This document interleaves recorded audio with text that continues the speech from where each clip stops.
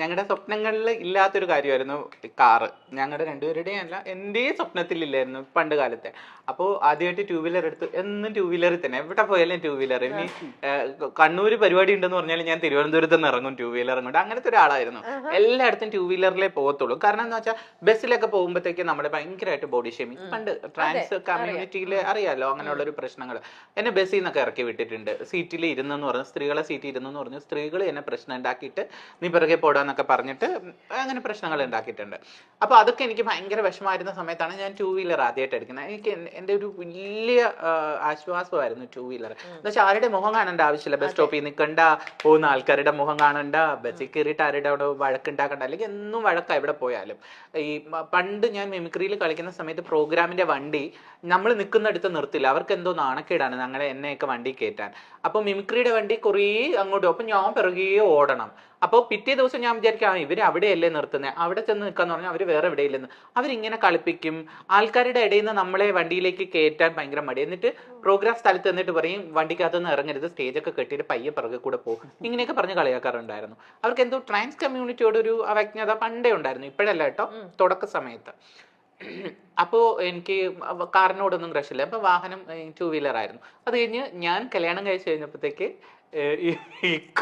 ഇക്കക്ക് ഇതൊന്നും ഓട്ടിക്കാൻ അറിയത്തില്ലായിരുന്നു, സൈക്കിള് പോലും ഓട്ടിക്കില്ലായിരുന്നു. എനിക്ക് എന്തോ വിഷമ. അപ്പൊ ആൾക്ക് വേറൊരു ട്രാജഡി, എന്റെ പിറകിൽ ഇരുന്ന് എപ്പോഴും പോകുന്നു. അപ്പൊ ഇക്ക പറയും ആൾക്കാരുള്ളടുത്ത് കൊണ്ട് നിർത്തരുത്, ഞാൻ കറക്റ്റ് അവിടെ അങ്ങ് നിർത്തും. അപ്പൊ ഇക്ക ബാക്കിൽ ഇറങ്ങും. അപ്പൊ ഇക്കക്ക് ഭയങ്കര ചമ്മലായിരുന്നു. അതിനുശേഷം ഞങ്ങൾ എറണാകുളത്ത് വന്നതിന് ശേഷമാണ് ഇക്ക സൈക്കിള് ചവിട്ടി പഠിച്ചത്. അത് കഴിഞ്ഞ് ടൂ വീലർ, പിന്നെ ഞാനും കൂടെ ഹെൽപ്പ് ചെയ്തു, ടൂ വീലർ പഠിച്ചു. ടൂ വീലർ പഠിച്ചു കഴിഞ്ഞിട്ട് വണ്ടി പഠിക്കാൻ പോകുന്നെന്ന് പറഞ്ഞു. ശരി, അപ്പൊ ഞാൻ പറഞ്ഞു ഇക്ക വണ്ടി പഠിക്കുകയാണെങ്കിൽ ഞാൻ കാർ എടുത്ത് തരും, ഇക്കയുടെ ബർത്ത്ഡേ ഗിഫ്റ്റ് എന്ന് പറഞ്ഞു. ഇങ്ങനെ വെറുതെ തമാശ. ഒരു ദിവസം ബസ് KSRTC ബസ്സിൽ ഞാൻ ഇങ്ങനെ പഠിപ്പിക്കാനായിട്ട്, അന്ന് ഞാൻ ഡോറ അക്കാഡമി പഠിപ്പിക്കുന്നുണ്ട്, പഠിപ്പിക്കാനായിട്ട് ഇങ്ങനെ പോകുന്ന സമയത്ത് ഫോൺ വരുന്നേടി ഞാൻ H പാസ്സായി. അയ്യോ എനിക്ക് തലകറക്കം വന്നു, വണ്ടി മേടിച്ചു കൊടുക്കണമല്ലോ.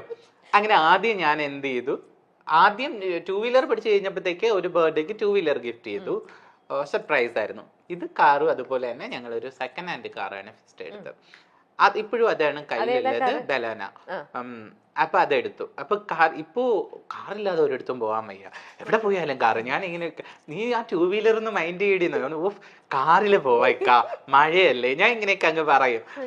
അപ്പൊ ഇങ്ങനെ പറയുമ്പോഴത്തേക്ക് എപ്പോഴും കാറിൽ കയറി ഇരുന്നിട്ട് ഞാൻ പറയും ഈ കാർ കൊഞ്ഞ് താന്നാണ്, അല്ലെങ്കിൽ വലിയ കാർ വേണം. അപ്പൊ അതെപ്പോഴും ഈ ഒരു സ്വപ്നമാണല്ലോ, നമ്മളെപ്പോഴും കുറച്ചും കൂടി അപ്ഗ്രേഡ് ആകാൻ നോക്കും. അങ്ങനെ വിചാരിച്ചാലേ ഇതെങ്കിലും കിട്ടുള്ളൂ എന്ന് ഞാൻ വിചാരിക്കുള്ളൂ, സ്വഭാവമാണല്ലോ. അപ്പൊ ഞാൻ എപ്പോ പോയാലും എന്റെ ഫ്രണ്ടിൽ പോകുന്ന എനിക്ക് ഫോർച്യൂണറുകളാണ്. ഫോർച്യൂണർ പോകുമ്പോ എന്തോ കുതിര വന്ന് ഇങ്ങനെ നിൽക്കുന്ന രഥത്തിൽ നിന്നൊക്കെ ആൾക്കാർ ഇറങ്ങും പോലെ. അതിന് മമ്മൂസിന് ഫോർച്യൂണറാണ്. മമ്മൂസിന്റെ ഫോർച്യൂണറിൽ എപ്പോഴും ഞാൻ യാത്ര ചെയ്യാറുണ്ട്, കൂടെ പോകാറൊക്കെ ഉണ്ട്. അപ്പൊ അതിൽ നിന്ന് ഇറങ്ങണമെങ്കിൽ ചാടിയാണ് ഞാൻ ഇറങ്ങുന്നത്, ഇച്ചിരി പൊക്കമുള്ള വണ്ടിയല്ലേ. അപ്പൊ എനിക്ക് ഈ പൊക്കമുള്ള വണ്ടി ഭയങ്കര ഇഷ്ടമാണ്. അപ്പൊ എനിക്കൊരു രഥത്തിൽ ഇരിക്കുന്ന ഫീലാണ്. മൈൽ സ്റ്റോൺ ഇവന്റ്സിന്റെ ഗിഫ്റ്റ് കൂടെ അങ്ങ് കിട്ടിക്കഴിഞ്ഞാൽ ഉടനെ തന്നെ നിങ്ങൾക്ക് ഫോർച്യൂണർ വാങ്ങാൻ പറ്റും. അവര് ഫോർച്യൂണർ ആണോ തരുന്നത്? അല്ല, മേടിക്കും. ഫോർച്യൂണർ ഞാൻ മേടിക്കും. അപ്പൊ ഇപ്പൊ ഉള്ള താമസിക്കുന്ന വീട്ടില് അത് കയറ്റാനുള്ള സ്ഥലമില്ല. അപ്പൊ ഇക്ക പറഞ്ഞ് വീട് ഇടിക്കാം, അങ്ങനെ പറയാം. ഫോർച്യൂണർ പറയും. അപ്പൊ എപ്പോ കണ്ടാലും ഫോർച്യൂണർ കാണുമ്പോ എനിക്ക് എന്തോ ആവേശമാണ്, ഞാൻ ഫോർച്യൂണർ മേടിക്കട്ടെ. അപ്പൊ ഇക്ക പറഞ്ഞ എത്രയാണെന്ന് അറിയുമോ? ഞാൻ ഒക്കെ മേടിക്കാം. വെറും 9 ലക്ഷത്തിനുള്ളിൽ ഫോർച്യൂണർ കിട്ടും. വളരെ സിമ്പിൾ ആയിട്ടാ പറയാ. ഞാൻ എല്ലാ കാര്യവും ഇപ്പൊ നമ്മള് നല്ല വിഷമത്തിൽ ഇത്തിരി കടം കൊടുക്കാനുണ്ട്, അല്ലെങ്കിൽ ഇച്ചിരി പൈസക്ക് ആവശ്യം ഉണ്ടെങ്കിൽ ദൈവം തരും, ദൈവമല്ലേ തരും എല്ലാരും പറയും. അങ്ങനെ ഞാൻ പറഞ്ഞു അവര് തരും, അവര് തരൂന്നല്ലേ പറയുന്നേ, തരും. ഇങ്ങനെ ഒരു പോസിറ്റീവ് ചെയ്ത്. ഇപ്പൊ ഫോർച്യൂണർ എന്റെ അടുത്ത് പറയുന്ന, ഇപ്പൊ 1 കോടിയുടെ വണ്ടി കണ്ടിട്ട് എന്റെ അടുത്ത് പറയാം അത് 1 കോടി രൂപ അടി എന്ന് പറഞ്ഞാൽ 1 കോടിയല്ലല്ലോ.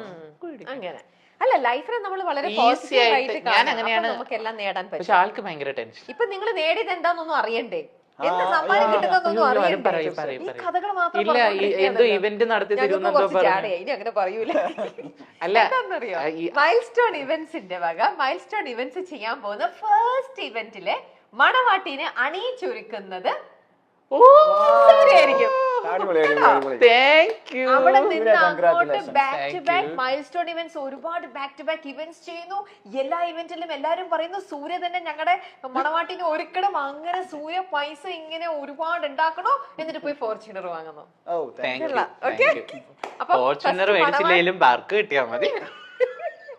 ഇല്ല, ഇനി എന്റെ സ്ലേറ്റും ബോർഡും ഒക്കെ സംഭവങ്ങളൊക്കെ തരും. കേരളത്തിലെ ആദ്യ ട്രാൻസ്ജെൻഡർ ദമ്പതികളാണ് സൂര്യയും ഇഷാൻ കേശാനും. ലോകത്തിനു മുന്നിൽ കേരളം മാതൃകയായ സംഭവമായിരുന്നു ലിംഗമാറ്റ ശസ്ത്രക്രിയയിലൂടെ സ്ത്രീയായി മാറിയ സൂര്യയും പുരുഷനായി മാറിയ ഇഷാനും സ്പെഷ്യൽ മാരേജ് ആക്ട് പ്രകാരം വിവാഹിതരായത്. ഒരുപക്ഷെ രാജ്യത്ത് ഇത്തരത്തിൽ ആദ്യമായി നടന്ന വിവാഹമായിരുന്നു ഇവരുടേത്. ലോകത്തിനു മുന്നിൽ മാതൃകയായ അവർ ഇരുവരും കുഞ്ഞെന്ന സ്വപ്നത്തിലേക്കുള്ള യാത്രയിലുമായിരുന്നു. എന്നാൽ പിന്നീട് ആ സ്വപ്നത്തിലേക്ക് വലിയ ദൂരങ്ങൾ ഇവർക്ക് താണ്ടേണ്ടി വന്നു. ഇപ്പോൾ ബിസിനസ്സും മേക്കപ്പ് ആർട്ടിസ്റ്റും ഒക്കെയായി തിളങ്ങുകയാണ് സൂര്യയും ഇഷാനും. സൂര്യയാണ് മേക്കപ്പിൽ മുന്നിൽ നിൽക്കുന്നത്. മേക്കപ്പ് ആർട്ടിസ്റ്റായി നിരവധി വീഡിയോകൾ താരം പങ്കുവയ്ക്കാറുണ്ട്. എയർ ബ്രഷ് മേക്കപ്പും മറ്റുമൊക്കെ ചെയ്യുന്ന സൂര്യ ഡോറ അക്കാഡമിയിൽ നിന്ന് തന്നെയാണ് പഠിച്ചത്. പിന്നീട് അവിടെ പഠിപ്പിക്കാനും തുടങ്ങിയിരുന്നു. മാത്രമല്ല വളരെ ഡിമാൻഡുള്ള ഒരു അച്ചാർ ബിസിനസ്സും ഇവർക്കുണ്ട്. ഇപ്പോൾ മിമിക്രി ചെയ്തുകൊണ്ടിരുന്ന സമയത്ത് ഇവർ നേരിടേണ്ടി വന്ന കുറേ പ്രശ്നങ്ങളെ പറ്റിയൊക്കെ സൂര്യ പറയുകയാണ്.